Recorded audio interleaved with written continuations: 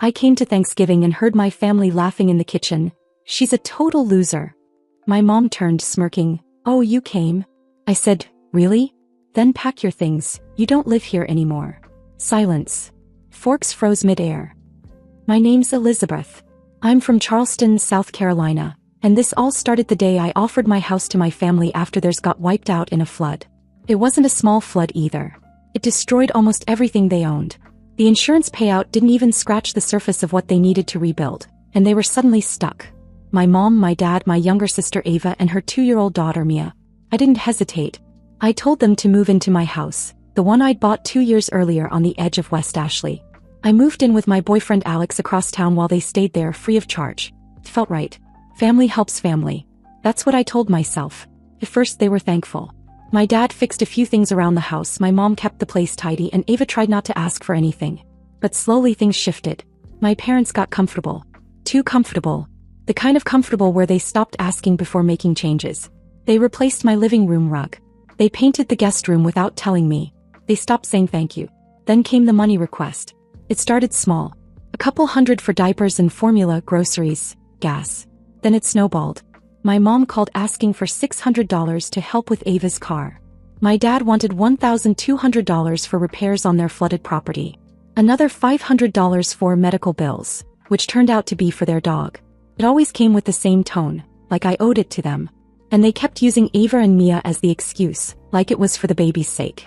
But Ava never mentioned any of it. When I did ask her, she looked surprised. She told me she hadn't even known they asked. So I let it go. I told myself they were struggling. I could afford to help. Then came Thanksgiving. I told them I wouldn't be home. Said I was going to Alex's parents' place for the weekend. That wasn't true. I had a bad feeling. Something in me needed to see what was happening behind my back. I told Alex I wanted to stop by the house first, just to grab something, but I didn't ring the bell, didn't knock. I walked in quiet around noon. The front door was unlocked. I could smell the turkey from the porch. It was warm inside, full of voices and clinking plates. I heard laughter from the kitchen, and then I heard my name. She's a total loser, my mom said. Loud laughter. I stopped just before the dining room entrance, still out of sight. She struts around like she's this big-shot businesswoman, my dad said. But let's be real, she's nothing without Alex. My aunt's voice chimed in. I bet she's in debt up to her ears. She just pretends to be successful. And then my mom again. Honestly, the house should be Ava's. At least she has a child to raise. Elizabeth's just playing pretend with her fancy apartment and her online boutique. That house isn't doing her any good. That was enough. I stepped into the room. Every single person froze. My mom's eyes locked on mine. And all she said was, "Oh, you came." I looked around. My family. In my home. Talking about me like I was some stranger they were leeching off of. I said, "Really? Then pack your things. You don't live here anymore." You could hear a pin drop. Forks frozen mid-air. No one moved. No one spoke. I walked past them straight into the living room, grabbed one of their storage totes from under the table and tossed it onto the floor. My dad stood up like he was going to say something, but I didn't care. Ava came into the room holding Mia, looking confused. She had no idea what was going on. She just kept looking at everyone, then at me. My mom followed me out of the kitchen trying to talk me down, telling me I was being dramatic. My dad added that it was Thanksgiving and I was ruining it for everyone. I told them they were lucky they had a week. That was me being generous. They kept talking. I didn't hear most of it. I was already making mental notes. What I was going to change, what I'd start charging for, how I'd stop letting them walk all over me. Ava didn't say much, but I could tell she was starting to realize something too. I gave them 7 days. After that, things were going to get very real. The day after Thanksgiving, I woke up to a long text from my mom, acting like everything was perfectly normal. "Glad you stopped by yesterday. Mia missed you. Hope you had some of the stuffing." I didn't respond. I don't know what kind of mental gymnastics it takes to pretend the scene from the day before didn't happen, but she nailed it. My dad didn't text, he called. Twice. Left a voicemail that was basically him sighing and saying we shouldn't let emotions ruin the holidays. What emotions exactly? The ones where your daughter hears you trashing her in her own kitchen, then gets told she's ruining the holiday for reacting? Ava texted me around lunch. Short and honest, "Can we talk when you're ready?" I told her I'd reach out soon. By Sunday the atmosphere was shifting. I didn't even have to be there to feel it. My aunt, the same one who laughed while my mom called me a loser, posted something online about entitled people forgetting who sacrificed for them. It had 5 likes and 1 comment from my mom with a heart emoji. And then, as if on cue, I got a Venmo request from my dad for $280. The note said, "Baby's daycare next week." I stared at it for a minute, forwarded it to Ava. She texted back immediately, "That's not from me. Mia's daycare is already paid through December." They were using her again. Using the baby. I didn't even reject the Venmo. I just ignored it. And that same night I decided I wasn't waiting 7 days. I'd give them the week, but I was going to be the one in control of what happened next. On Tuesday, Ava called. Said she was sitting in her car in a Target parking lot, didn't want to go home just yet. I offered to meet her and we ended up sitting in the lot for almost an hour talking. She told me they were pressuring her, not outright, but enough to make it clear they expected her to talk some sense into me. "They act like it's your job to fix everything," she said. "Like because you're not a mom you don't really have a life. But you're the only one actually helping me." I asked her if she wanted to leave the house. She hesitated. Not because she didn't want to, but because she didn't know how. Her job paid okay but not enough for rent on her own. Plus she was stuck in the middle, always having to explain or defend someone else's decisions. Then she said something that stayed with me. "I feel like they're more comfortable using me than helping me." That was all I needed to hear. The next evening I showed up at the house. My house. I didn't call or text ahead. Just walked in and asked them to turn off the TV so we could talk. I sat down across from my parents and told them flat out, "If you want to stay, rent is $2,000 a month. Starting the 1st. No delays, no excuses. You live in my house, you contribute to it." My mom looked stunned, like she couldn't believe I was serious. My dad actually laughed. Like it was a joke. Like the same person they called a loser wasn't the one footing all their bills. He said, "You're really gonna charge your own parents rent?" I said, "I'm charging 2 grown adults who laughed at me in my kitchen." They got defensive, tried to flip it. Said they raised me, said I should be grateful, said they were just venting. But I wasn't budging. I gave them a deadline, 1st of the month or they'd have to find somewhere else. That night they texted me saying they'd come up with the money. And 2 days later they did. The money hit my account, all $2,000 of it. I let it sit for about 10 minutes. Then I moved $1,500 into Ava's account. No message, no explanation. Just a quiet transfer. It took her a few hours to respond. She sent one word, "Why?" I replied, "Because you're the only one who hasn't taken anything from me." Later that evening she called. Said she was thinking about leaving. That maybe it was finally time. She didn't have a plan yet, but she'd started browsing listings and saw a place not too far from her job that wasn't crazy expensive. And then she said something that stuck with me more than anything else. "I want to build something of my own. I don't want Mia growing up thinking this is normal." That's when I knew she was serious. And that our parents had no idea what kind of change was about to hit them. After the rent cleared, there was silence. No more passive-aggressive texts from my mom. No awkward calls from my dad. Not even a "thank you." Just complete quiet, like they were hoping the money would smooth things over without them needing to acknowledge what actually happened. It didn't. Instead, the silence told me everything. They weren't sorry.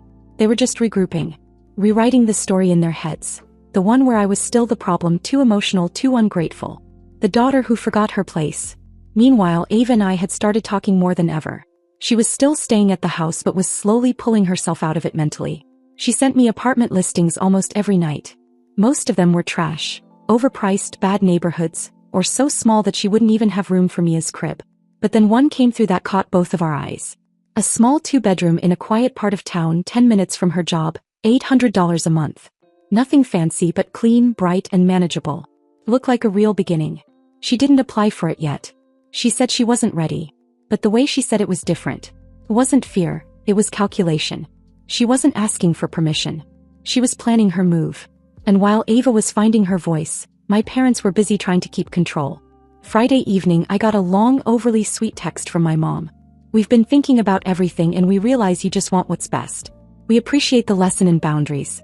We hope this can be a turning point for our family. Ava's been a little distant. Maybe you can talk to her woman to woman." I read it 3 times. They weren't worried about Ava. They were worried she was siding with me. I didn't reply. 2 days later, Ava called me while sitting in her car, just down the street from the house. She said they'd pulled her aside after dinner and asked her point blank what we were up to. They said I should talk to you. Said they didn't want to lose me. That if I really cared about the family I'd help them keep the peace. I asked what she said. I told them I'm not here to manage anyone's emotions. I'm not your translator. I support you. That's it. Then she said she needed a break. She packed a small bag, grabbed Mia, and showed up at Alex's place an hour later. We set up the air mattress in the living room, and for once the energy in the room wasn't heavy. She looked exhausted, but there was this quiet calm in her. Mia fell asleep right away. Ava sat on the floor with a cup of tea and just looked around for a while. "This is the first time I felt like I could breathe in months," she said.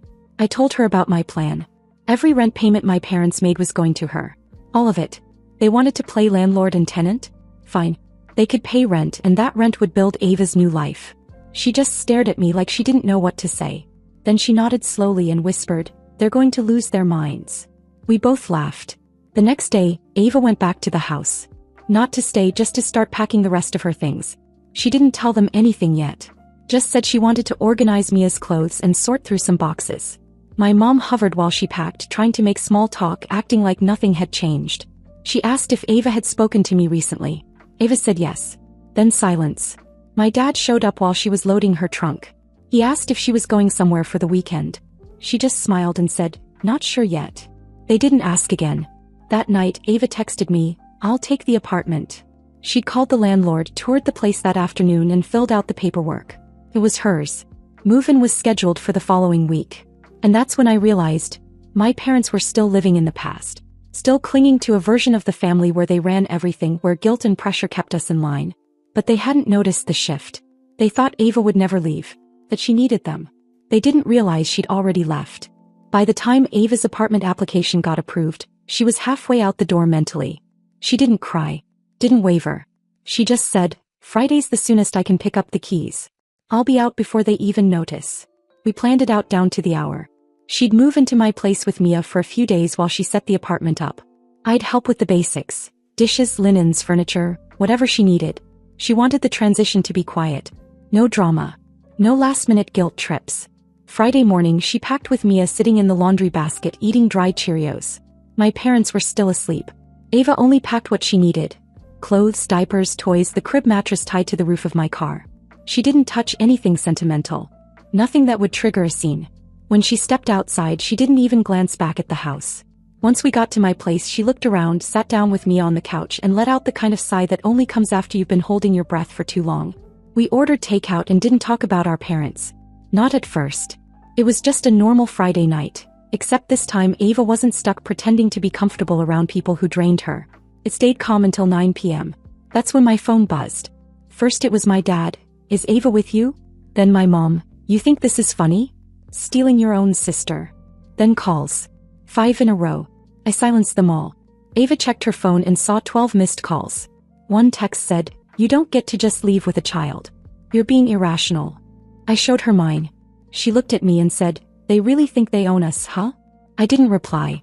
We just sat there in the dark, the TV on mute, the sound of Mia lightly snoring from the guest room. Saturday things escalated. They must have realized she wasn't coming back because by noon I was getting texts from cousins. Screenshots. My mom had gone full meltdown on Facebook. Imagine doing everything for your kids just to have them turn around and betray you. The house is quieter now. But maybe that's a good thing. Less attitude. Less ungratefulness. The comments were what you'd expect. Kids these days, you raise them right, they'll regret it. But then someone unexpected replied. My Uncle Tim. My mom's older brother. Maybe if you helped Ava instead of controlling her, she wouldn't have felt like leaving was her only option. I stared at it for a solid minute. I hadn't spoken to Uncle Tim in years. We weren't close. Family gatherings were always filtered through my mom, and if she didn't like someone we didn't see them. And then my phone buzzed again. Private message. From him. "I've been waiting years for one of you to stand up to them. I'm proud of you. And tell Ava I said she's braver than most adults I know." It hit harder than I expected. Not because I needed the validation, but because for the first time I saw it from the outside. We weren't crazy. We weren't overreacting. Other people had been watching the same behavior for years and saying nothing. But that silence was starting to break. That night, Ava went back to the house. Just briefly. She needed to grab a few more things. She didn't tell them she was coming. She parked down the street and walked in through the back. My mom was in the living room on the phone venting to someone. Ava heard her before she even reached the hallway. She thinks she's so independent now. Like moving into Elizabeth's guest room makes her groan. Give it a month, she'll come crawling back. And when she does, I'm not going to make it easy for her. Ava didn't say anything. She just walked in, grabbed her box of important documents and left. As she was stepping out, my mom noticed. "You're not even going to say hello?" Ava just said, "I'm not coming back," and closed the door behind her. She moved into the apartment 3 days later. It was small, 2 bedrooms, beige walls, nothing fancy, but it had windows that let in soft morning light, a view of the street, and just enough space for Mia to have a corner of her own. It was hers. I helped her hang up curtains and unpack, but I didn't stay long. She wanted to do the rest on her own. Later that night she texted me, "I didn't realize how badly I needed out until I left. I feel like I'm breathing for the first time." I told her I was proud of her. And back at my house, my parents sat in silence talking to relatives who had stopped pretending not to see what they were doing. Complaining into a shrinking audience, unsure why no one was clapping anymore. They said the house felt quieter without us. This time it was true. A week after Ava moved into her apartment, my mom texted her asking if she wanted to come by for Sunday dinner. Ava didn't reply. She sent the same message again the next day, this time including a picture of Mia's old sippy cup with the caption, "We still have your things here. Don't you think Mia would like to see her grandparents?" Still nothing. The thing is, Ava hadn't told them where she moved. She didn't need to. They knew she wasn't with me anymore, but that's all they had. And I think that uncertainty drove my mom absolutely insane. She couldn't play nice, couldn't guilt her, couldn't send surprise visits. It was the first time in her life she wasn't in the loop, and she hated it. They started calling our relatives again. My aunt called me first. Said she didn't want to take sides, but thought maybe I was being too harsh. That family should always talk things through. I told her flat out they had a year to talk and all they did was take. The only reason anyone was upset now was because the free ride ended. She went quiet and said, "Well, they're saying you and Ava planned this whole thing to kick them out." I laughed. "They're still living there, aren't they?" She didn't have an answer. It wasn't just her. Over the next few days the phone calls started piling up. Messages from cousins we barely knew. Family friends reaching out to check in. People who hadn't spoken to me in years now suddenly wanted to know what really happened. But the thing that surprised me most was how fast the sympathy shifted. At first they were trying to be neutral. But once I explained the truth, how my parents were living rent-free in a house I owned, how they insulted me behind my back, how they used Ava and Mia to manipulate money out of me, people started seeing it differently. One cousin said, "Wait, they weren't paying anything?" And then got mad when you charged them rent. Another one messaged me privately and said, "They told me you were selfish. But honestly, I would have kicked them out months ago." It was slow at first, but then something turned. More and more people started messaging Ava too, offering to help, offering to babysit. One relative even gave her a gently used crib and high chair that they didn't need anymore. My parents didn't like that at all. They started calling Ava again, saying things like, "You're letting people think we're bad parents, and you've embarrassed this family enough." At one point my dad even sent her a screenshot of a group chat where relatives were asking what happened, like that was proof we were the ones destroying the family. Ava told me about it, then said something I wasn't expecting. "I don't think they actually wanted me to come back. I think they're just mad they didn't get to control the story." And she was right. It was never about her leaving. It was about her leaving on her own terms. Without permission. Without a fight. Without asking for help or crawling back. She'd done it quietly and it made them louder. But I wasn't done yet. When the second rent payment came through from my parents, I sent $1,800 of it to Ava. I told her to use it for a daycare deposit or new clothes for Mia, or just to take a breath and not stress over bills. She called me later that night. "You know they're going to lose it when they find out, right?" I said, "Good." Because the truth is that money was never theirs. It was mine. And I was finally using it for something that made sense. Giving Ava what our parents never did. Real support. And while they were on the phone with anyone who'd still listen trying to spin the story, Ava was settling into her new life. A few days later she texted me a picture of Mia asleep on a little pink mattress, sun coming in through the apartment window. She wrote, "She didn't even wake up once last night. It's finally quiet." Meanwhile in my house the silence was thick. My parents were still there, still bitter, still paying rent to a daughter they claimed didn't deserve any of it. Let them complain. That house is mine. And now they finally know what that means. It's been 3 months since Ava moved out. We haven't spoken to our parents since the last rent payment. No texts. No calls. No unexpected drop-ins. Just monthly transfers that hit my account like clockwork. $2,000 on the first, no note, no comment. Like a bill they hate paying but can't avoid. The last time my mom tried reaching out was 6 weeks ago. She sent Ava a picture of a pair of Mia's shoes they found in the closet. The message said, "Maybe we can meet halfway. We're still family." Ava left it on read. I think part of me thought it would get easier for them, that they'd just accept that we were gone. But they didn't. They just shifted the blame. Last I heard, they told one of my cousins that Ava had cut them off completely, and I was turning her against the family. It was almost funny how predictable it was. For years they acted like they were the glue holding everything together. But the second we stepped away, they fell apart, and instead of looking inward, they doubled down on the story that we were cold, dramatic, ungrateful. They were still living in my house, still paying rent like tenants who refused to acknowledge the landlord existed. Ava, she was thriving. The new apartment gave her something she hadn't had in years. Momentum.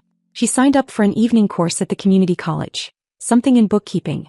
Said she was tired of just getting by, and wanted a job with better hours and more stability. She even got Mia into a great daycare a few blocks from home. Every time I visit, there's something new. A shelf she put up herself, a second-hand table she refinished, a wall where she hung up Mia's artwork like it was a gallery. She built something out of nothing. Last week, over lunch, she told me she'd been thinking about moving again. Not because she had to, but because she wanted to. She'd found another place for rent. Still small, still affordable, but with a tiny fenced-in patio and a bit more light in the kitchen.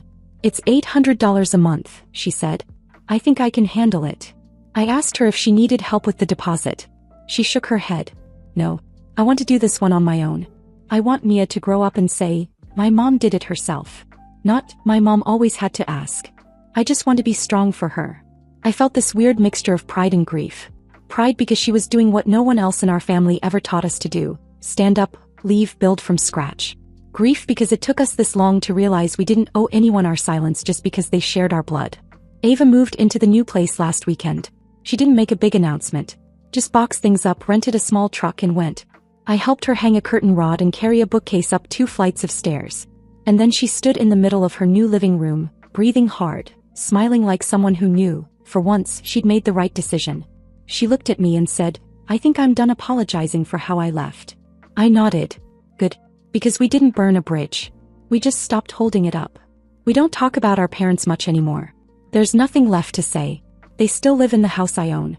They still grumble to anyone who'll listen about how ungrateful we were. But they stopped contacting us. Maybe because they know it won't work. Maybe because deep down they're relieved. There's no one left under that roof to challenge them now. No one asking for better. No one showing them a mirror. And honestly, that's fine. Ava and I found something outside that house that we never had inside it. Peace. She's living in a cozy little apartment, paying her own bills, raising her daughter the way she wants. I'm still with Alex, still running my business, still using the rent money to help Ava when she needs it. Though lately she needs it less and less. Sometimes people ask if we'll ever talk to our parents again. If there's any chance of repairing things. But the truth is we didn't break anything. We just stopped letting ourselves be broken. And that made all the difference.